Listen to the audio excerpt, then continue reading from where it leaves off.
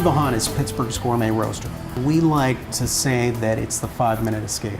If we tell the story, it's like you're escaping there to this place where that coffee grows. The mountains are so verdantly green.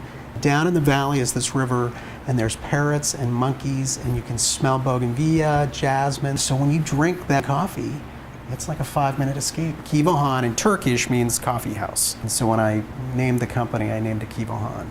Most people don't realize coffee is a fruit. They lay these coffee cherries out to dry on plastic or on drying patios, and the cherry will come off. What we do in the roasting process is we roast those beans, and they're really the coffee seeds.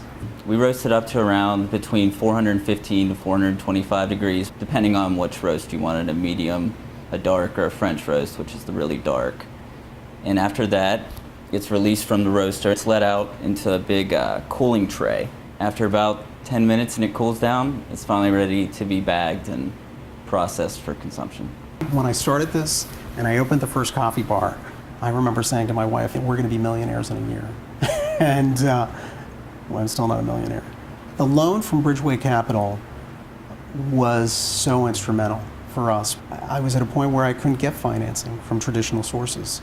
And Bridgeway, came and helped us at the right time. We were able to buy larger equipment, a larger roaster, bagging equipment. We wouldn't be here without Bridgeway Capital. This has been a godsend. As the business grows, we are growing and hitting larger customers. Our primary customer base has always been gourmet coffee bars. I first got involved with Kiva Han when I spoke with Ed. He was looking to start a training program for people who are interested in starting up coffee shops. I helped train their baristas. People who had no knowledge at all, brought them in, hadn't even touched an espresso machine, taught them so that they'd be able to teach future employees. The newest thing that we're doing is we've started a coffee importing business. Everybody's heard of fair trade coffee.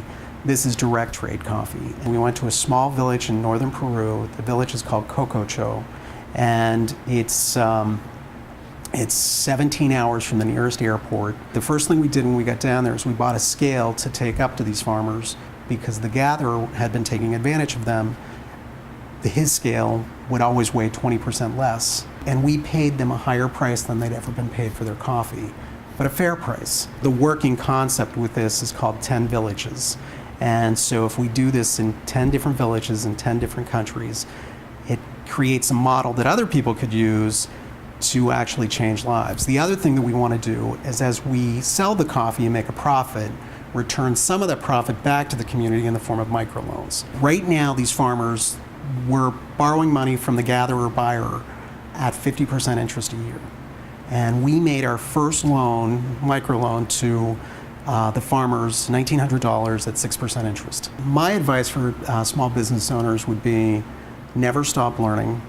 Don't ever think that you have all the right answers. Never take no for an answer.